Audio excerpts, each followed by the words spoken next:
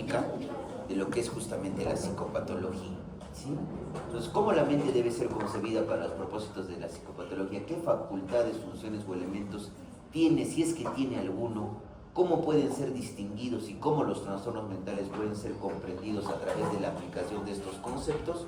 Son cuestiones netamente filosóficas. Y esto lo dice Manfred Spitzer, un psiquiatra muy reconocido, que justamente rescata el método fenomenológico hecho o desarrollado por Karl Jaspers, ¿sí? Entonces, al final vamos ahora a definir qué es psicopatología. La psicopatología, chicos, es una ciencia ya bien reconocida que se encarga, como nosotros hemos visto, la psicología de lo normal, ¿correcto? Los procesos psíquicos normales, cómo se produce una percepción, cómo se produce un pensamiento, eso ve la psicología normal, la psicología clínica. Pero la psicopatología estudia de manera sistemática tres cosas: la experiencia, es decir, la afectividad; la cognición, que tiene que ver con varios procesos psíquicos como la memoria, la atención, la concentración, el cálculo básico, la velocidad de procesamiento, ¿correcto? Y el comportamiento o la conducta anormal. Recuerden, por favor, eso, anormal. Entonces, es el estudio justamente que produce nuestra mente, ¿no? Nuestra mente produce ideas, nuestra mente produce probablemente estructuras, nuestra mente también se encarga de procesar los estímulos del medio ambiente y transformarlos en una percepción consciente. Yo ahorita, por ejemplo, no les puedo decir que ese tacho de basura es R2D2 de Star Wars, ¿no es cierto? No, porque es un tacho de basura, ¿sí? Entonces, ¿cuál es el objetivo justamente de esta psicopatología? Observar y describir ese comportamiento anómalo. ¿Y para eso qué vamos a utilizar? Vamos a utilizar justamente el método fenomenológico y la observación conductual. Y además, algunas psicopatologías buscan investigar las causas de ese comportamiento anómalo, es decir, teorizar sobre una teoría específica por qué se está produciendo ese comportamiento anómalo. Doctor, disculpe, usted estaba viendo esa parte sí hemos hecho. Sí hemos hecho, ¿no es cierto? Sí, yo recuerdo que sí hemos hecho. Eso sí lo tengo. ¿No es cierto? Esto sí hemos hecho. Sí, yo recuerdo que sí hemos hecho. Incluso les he presentado y les he comentado respecto a Germán Berríos, ¿no es cierto? Sí, recuerdo. No tengo demencia de chicos. También les he explicado qué es psicopatología general, qué es psicopatología clínica. Hemos hablado también de las psicopatologías, ¿no es cierto? Esto también les he explicado, ¿ve? Hemos visto qué es la psicopatología descriptiva, qué es la psicopatología psicodinámica. Estaba un poquito más avanzado con usted. Acá también esto también les he presentado, ¿no es cierto? Esto también. Hasta acá nos quedamos. Fenomenología. O nos hemos quedado en el ejemplo 1. Sí, en el ejemplo 1. Esto también les dije, ¿no es cierto? Que en el año 2000. Ya recordé. Estamos acá. Este sí hemos desarrollado o no hemos desarrollado. Acá nos quedamos. O hemos hecho cosas chiquitas, ¿no es cierto? Ya. Entonces nos hemos quedado en el ejemplo. Bien, entonces ya recuerden, para ser rápidos, chicos, recuerden que nosotros utilizamos el método fenomenológico, y el método fenomenológico es una corriente filosófica que trata de describir tal y como se presenta la vivencia y cómo lo describe el paciente, su sintomatología. Eso hace el método fenomenológico, por favor. Ya no se olviden, es una parte de la filosofía. Entonces, vamos a ver este ejemplo. Una mujer de 63 años confrontó a su nuevo vecino y lo acusó de estar espiándole, insistiéndole en que él era su antiguo supervisor de trabajo. La paciente nunca había llegado a casarse y vivía sola. Tenía como antecedente una vaga historia de un pasado psiquiátrico, enfermedad que generó distanciamiento familiar, ya que fue diagnosticada con esquizofrenia, por lo que se le prescribió medicación antipsicótica. Sin embargo, sus quejas sobre que personas extrañas estaban en su habitación y que alguien dejaba comida en su cama condujeron a un aumento de la dosis de medicamento. Entonces, vayamos, chicos, identificando algunas alteraciones que hay, ¿ya? y tal como la paciente esté explicándolo. Luego de esto, la paciente experimentó rigidez muscular severa, discurso desorganizado, irritabilidad e incapacidad para cuidarse a sí misma. Por este motivo se le ingresó a un servicio de neurología. Sin embargo, su estado empeoró ya que se quedó postrada en la cama, muda, inmóvil y febril. Se evidenció además taquicardia. Dense cuenta que acá ya está viendo compromiso de funciones vitales, taquicardia. Ya no come, tampoco ingería líquidos, por lo cual se indicó hidratación vía endovenosa y la alimentación por sonda nasogástrica. Desarrolló además incontinencia urinaria y fecal. Por la evolución aguda del cuadro se realizó descarte de un posible cuadro de encefalitis, el cual fue negativo. Su condición empeoró y presentaba un estado de conciencia fluctuante. La familia, preocupada por su condición, empezó a realizar coordinaciones para ingresarla a una casa de reposo. Acá, desde el punto de vista fenomenológico, chicos, ¿qué es lo que nos va a interesar? Poder describir estas experiencias que tiene la paciente. Ve personas extrañas en su habitación, además de esta creencia que tiene que un vecino la está espiando. Pero yo no voy a poner pues en el examen mental, en la sensopercepción, vecino que le espía, ¿no es cierto? Tengo que poner probablemente que es la traducción psicopatológica de esa vivencia. Si yo veo cosas donde no hay, ¿cómo se llama eso? Alucinación. Y la alucinación, cuando veamos sensopercepción, puede ser simple, el ver luces, destellos, o puede ser compleja, el ver, por ejemplo, un duende acá a mi lado, ¿no? Y lo veo con todas sus características. Eso es una alucinación. ¿En qué modalidad sensorial? Visual. Lo mismo sucede en las alucinaciones que son en modalidad auditiva, que pueden ser simples, es decir, escuchar ruidos, o pueden ser complejas, escuchar una voz completa de una persona. Con mis alumnas, por ejemplo, mis alumnos que hemos pasado visita médica el anterior viernes, ¿a cuántos pacientes hemos visto, por ejemplo, que tenían alucinaciones en el servicio? ¿No es cierto?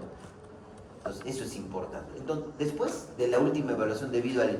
Recuerden, por ejemplo, que la paciente ya tiene un diagnóstico, pero ahora está iniciando con otra sintomatología, está viendo compromiso psicomotor, ¿sí?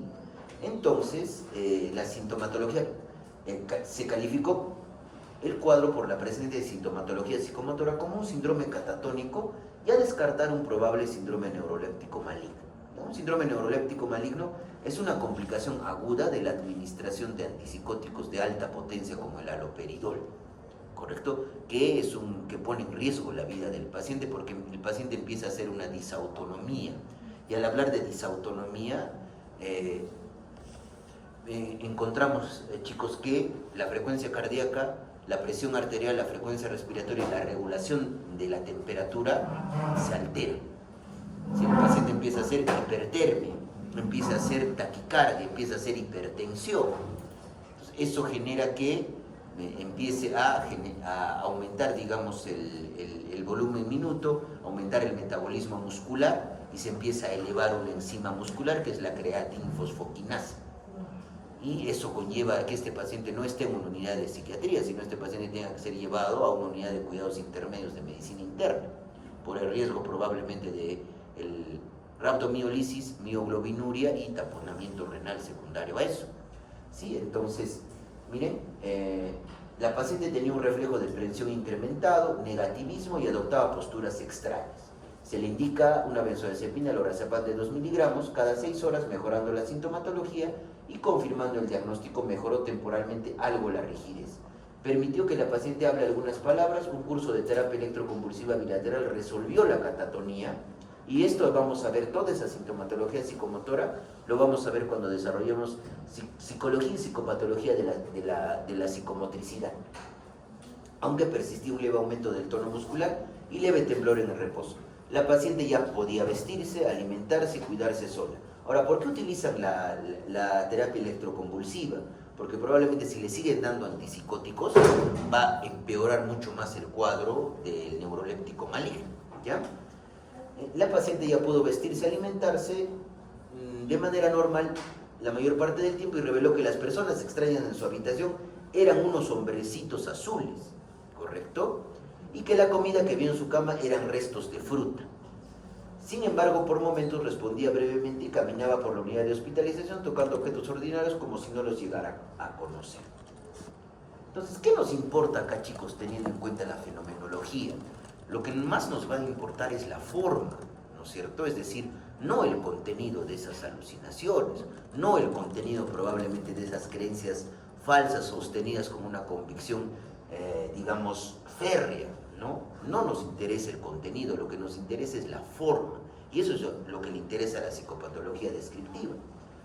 Vamos a identificar, al inicio del cuadro la paciente tenía esa creencia errónea de que el vecino le está espiando, pero la mantenía de manera férrea. Si yo de repente la llevo a la paciente y probablemente en el departamento de al frente no hay nadie y ella sigue diciendo de que el vecino la espía y hace más de 7 meses nadie vive, eso es un delirio, porque la paciente sigue sosteniendo con convicción su creencia, ¿sí?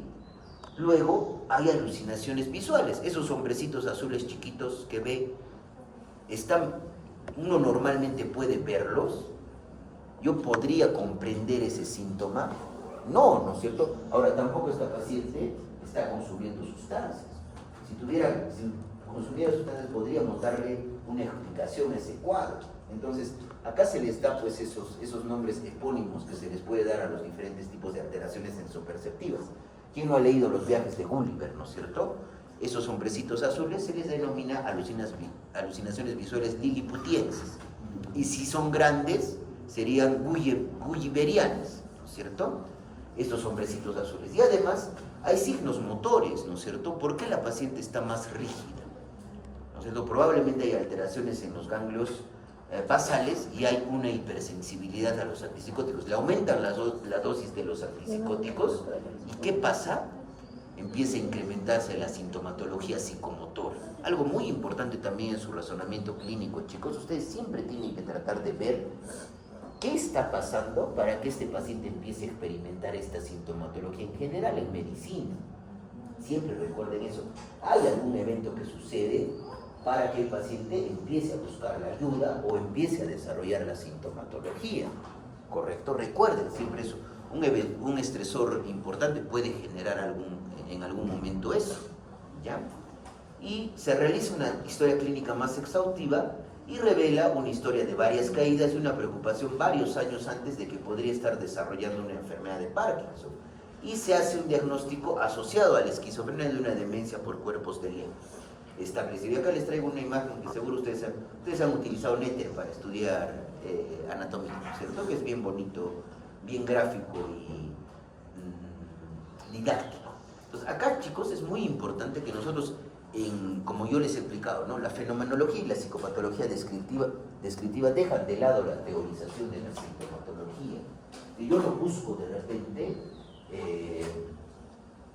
tratar de teorizar o poder identificar por qué el paciente está experimentando esa alucinación. Yo simplemente describo la vivencia subjetiva del paciente, la sistematizo, la ordeno y le doy o le pongo su nombre y apellido. Es decir, le doy la terminología precisa, ¿sí? Porque es peligroso distorsionar la observación con la interpretación. Entonces, ¿qué pasa? En una demencia por cuerpos de Lewy, chicos, empieza a haber depósitos de alfa-sinucleína, si no me equivoco. Esto no se les va a tomar en el examen, por supuesto, ¿no? Sino esto es más que todo para que ustedes vean cómo yo puedo distorsionar la observación con interpretación, ¿correcto? Entonces, en este tipo de demencia se empieza a perder neuronas dopaminérgicas en el cuerpo estriado, ¿no es cierto? Acá tenemos el cuerpo estriado y los ganglios basales. Entonces, ¿qué pasa con estos pacientes? Pueden muy similarmente, cuando se les da antipsicóticos, exacerbar sintomatología parkinsoniana, lo que ha tenido la paciente. Y además, estos pacientes clásicamente presentan alucinaciones visuales, porque la modalidad sensorial de las alucinaciones visuales es muy poco frecuente en cuadros funcionales, es decir, por ejemplo, en la esquizofrenia. Es muy poco probable que presente un paciente alucinaciones visuales en la esquizofrenia. Con mis alumnos, por ejemplo, que hemos pasado visita en hospitalización del Hospital Honorio Delgado en psiquiatría, la mayoría de los pacientes con esquizofrenia experimentan alucinaciones auditivo-verbales, ¿no es cierto? Y complejas, ¿sí? Entonces, ¿qué útil? La observación objetiva, ¿no es cierto? En el examen físico en medicina, es inválido cuando yo baso mi evaluación sobre una interpretación. Por ejemplo, el paciente es un varón adulto de 60 años, esa es la información objetiva. Yo no puedo decir el paciente es un hombre viejo, ¿no es cierto? Pero para mi interpretación, ¿no es cierto? Cuando yo hago la evaluación del aspecto y actitud hacia el examinador, yo tengo que poner paciente, varón, adulto mayor, aparenta mayor edad que la referida. Si es que, digamos, aparenta mayor edad que la referida. O una mujer de repente puede aparentar menor edad que la referida, ¿sí? Entonces, la observación tiene que ser objetiva. Entonces, enfoca justamente, al igual que esto, la conducta o el comportamiento como una expresión del funcionamiento cerebral. Y esto conlleva la interacción entre ese funcionamiento cerebral con el resto de mi organismo y también con las demás personas. Porque me va a llamar la atención si un paciente en el mismo servicio de hospitalización empieza a aislarse y no quiere hablar con nadie, no quiere tener contacto ni siquiera con sus compañeros, ¿sí? Y acá tenemos estos ejemplos, ¿no? Un hombre de 44 años iba vestido como Robin Hood y deambulaba por su barrio robando tiendas de abarrotes, amenazando a los dependientes con su arco y flecha, y luego regalaba el dinero que robó a extraños que conoció en la calle. Un hombre de 39 años se colocó tornillos. ¿Qué les parece esta conducta, chicos? Es una conducta extraña, ¿no es cierto? ¿O es algo normal? ¿O todos nos podemos vestir de Robin Hood y regalar cosas? No, ¿no es cierto? Un hombre de 39 años se colocó tornillos de metal en sus piernas para protegerse de los rayos que podía sentir que intentaban controlar su mente. No tenía expresión emocional y pasaba el día en la cama con una manta sobre la cabeza para mayor protección. Frente a esos rayos hablaba muy poco, llegando a ser incomprensible por momentos. Igual, ¿esta conducta es normal? No, es una conducta extraña o, en términos nosotros que utilizamos, es bizarra, ¿no es cierto? Algo bizarro es algo que sale del contexto normal, ¿correcto?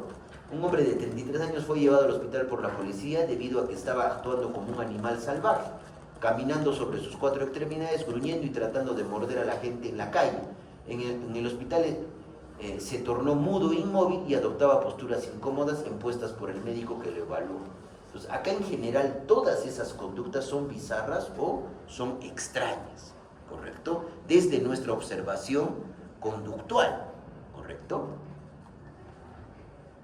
Y el uso de terminología precisa era justamente lo que o sea, nosotros vamos a vernos, digamos, ¿cómo les digo, no? Avalanchados de información del paciente, pero nosotros en psicopatología, lo que sucede en medicina, chicos, ¿no? Tenemos que organizar nuestra historia clínica y poder utilizar términos con los cuales nos podamos comunicar, ¿no es cierto? Yo no voy a colocar, miren, ¿no es cierto? Valoraciones vagas o ambiguas no son útiles. Yo no voy a colocar la respiración suena anormal, la piel del paciente parece caliente. No. O el corazón, el latido del corazón suena normal. Tendría que poner, ¿no? El paciente tiene bradicardia, tiene taquicardia, ¿no es cierto? O el paciente probablemente tiene taquipnea, tiene bradipnea. Tengo que colocar eso. Y si yo siento, digamos, la piel caliente del paciente, yo puedo objetivar eso tomándole la temperatura, si es que tiene fiebre, ¿correcto? Entonces tenemos que utilizar una terminología precisa. Y esto también que se utiliza en la medicina es válido para los síndromes conductuales que nosotros vamos a ver en psicopatología. Si un paciente utiliza un lenguaje incomprensible, que no llego yo a comprender entre idea e idea lo que dice, entonces yo tengo que poner ahí, ¿no? En el examen mental, paciente que tiene un pensamiento de curso disgregado, y en el lenguaje la calidad general está disminuida, es decir, lo que él me dice ni siquiera yo lo llego a entender, ya que no tiene o no sigue las reglas normales de la gramática y de la sintaxis de nuestro lenguaje, ¿sí? O si un paciente, digamos, está confuso, me va a permitir, digamos, identificar que tiene una alteración, ¿correcto? Y abarca diferentes conductas que tienen diversas implicaciones diagnósticas. Por ejemplo, un profesor de música de 33 años no pudo reconocer a sus alumnos ni a su joven hija. Ya no podía leer música, fue tratado innecesariamente por depresión, trastorno de conversión y luego psicosis. Pero su confusión fue eventualmente reconocida como una agnosia visual, siendo una característica distintiva de una enfermedad degenerativa cerebral. A medida que se desarrollaron dificultades motoras y de otro tipo, se le diagnosticó como una forma de enfermedad de Creutzfeldt-Jakob, ¿sí? Pero acá, ¿qué nos llama la atención, no? Al inicio, inmediatamente se presume que este paciente tiene sintomatología psicopatológica, cuando al final tenía una enfermedad neurológica, por eso estaba perdiendo la visión, ¿correcto? Y esto muchas veces sucede, chicos, en psiquiatría. Encontraron un paciente durmiendo en una caja de cartón en el estante de un armario de almacenamiento de la unidad de hospitalización. Y cuando se le preguntó por qué estaba durmiendo usted ahí, él respondió: soy sitiado por ellos, son holovisiones, el cubo guarda la sangre de las vísceras. Esta expresión del paciente, tal y como él lo dice, ¿llegan ustedes a entenderla? Sigue las reglas de la gramática, de la sintaxis del lenguaje. Probablemente en esta frase sí, ¿no? Pero como conjunto de mensajes se llega a entender. No, entonces eso significa que ese pensamiento, primeramente ese lenguaje tiene una calidad general muy disminuida y el pensamiento, su forma, está disgregada, ¿no es cierto? Este discurso es parafásico, a veces se lo denomina disgregado, y el paciente además tiene otras características de enfermedad: embotamiento afectivo, experiencias de alienación y control. Ahora, esto de que es sitiado por ellos puede llegar a ser comprendido para tener esa conducta. Yo puedo llegar a comprender lo que el paciente está experimentando utilizando el método empático, ¿no? Por eso es incomprensible, y lo incomprensible, chicos, es lo primario. Recuerden, por favor, ¿ya? Y vamos con un ejemplo 4. Miren, un hombre de 38 años escuchó gritos afuera de la puerta de su departamento, escuchó a alguien decir: vamos por él. Temiendo quedar atrapado, abrió la puerta de su casa para escapar, vio a varios hombres al otro lado del pasillo del apartamento, peleando con cuchillos. Cuando lo vieron, se abalanzaron sobre él y le gritaron: a él, mátalo. Aterrado, bajó corriendo las escaleras y salió a la calle. Los hombres lo perseguían, gritando y agitando sus cuchillos, y en un repentino y fuerte ¡pum! Los hombres se transformaron en perros, que se abalanzaron sobre el hombre y empezaron a morderle las piernas. Y él indicaba sentir los mordiscos de los perros y que la sangre iba corriendo por sus piernas. Sabía que los perros pronto lo derribarían al suelo y se lo devorarían. Corrió gritando por la calle, terminando en un callejón. El callejón no tenía salida. Se volvió hacia los perros y en un repentino y fuerte pop, los perros se transformaron en 2 policías que lo llevaron a una sala de emergencias. Entonces, ¿qué está viéndose más alterada acá en este paciente? La parte sensoperceptiva. El paciente está experimentando sensaciones y percepciones donde no existe probablemente el estímulo que genere, digamos, esa sensación de esa percepción. Entonces, ¿qué nos importa en la fenomenología y en la psicopatología descriptiva? Entonces, la psicopatología del paciente, ¿por qué está caracterizada? Como siempre yo les vuelvo a repetir, ¿no? Y esto les voy a preguntar en el examen.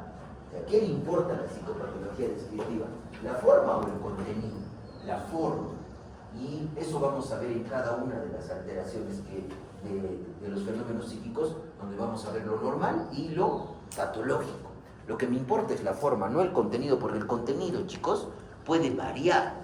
¿Por qué creen, y esto digamos desde el punto de vista cultural, por qué creen que antes había más ideas delirantes, es decir, ideas con una creencia fija, que tenían que ver más que todo con contenido, digamos, de ser espiado por agentes de la CIA, por agentes de la KGB, cuando justamente estaba en eclosión la Guerra Fría entre la URSS y Estados Unidos?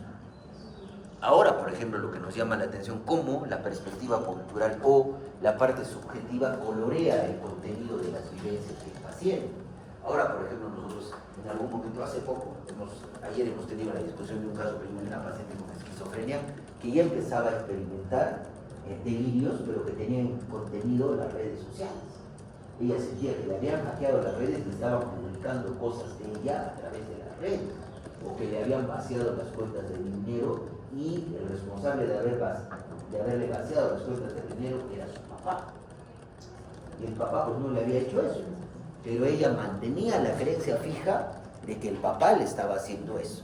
Entonces, a medida que avanza la parte, digamos, de nuestro contenido cultural, el contenido de los delirios también va a cambiar, el contenido de las alucinaciones también va a cambiar. Anteriormente los pacientes, digamos, referían que les habían insertado un chip, un microchip en el cerebro, y a través de eso, por ondas electromagnéticas, alguien les quitaba el pensamiento. Y eso más que todo porque en el contexto de esos años, ¿no es cierto? Van a ver también que eso ha cambiado mucho con las ideas obsesivas. Por ejemplo, las ideas obsesivas anteriormente tenían que ver mucho con la parte religiosa. Blasfemar contra Dios, poder decir algo contra la religión.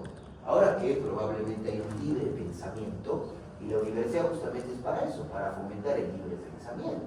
Porque al final un alumno no viene a ser adoctrinado acá, ¿no es cierto? Entonces, ¿cómo ha cambiado esa parte de la religión, chicos?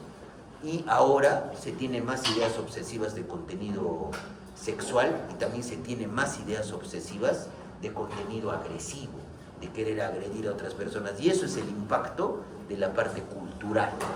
¿Ya? Recuerden eso. Entonces, acá lo que nos importa es la alteración de esta forma constante de la percepción como experiencia anómala, que exista una alucinación. Eso es lo que nos importa. No nos importa el contenido, chicos. Si el contenido de estas alucinaciones, que sea una alucinación visual, que probablemente esté experimentando que le está mordiendo el perro y está experimentando que está fluyendo la sangre a través de sus piernas, eso no nos importa.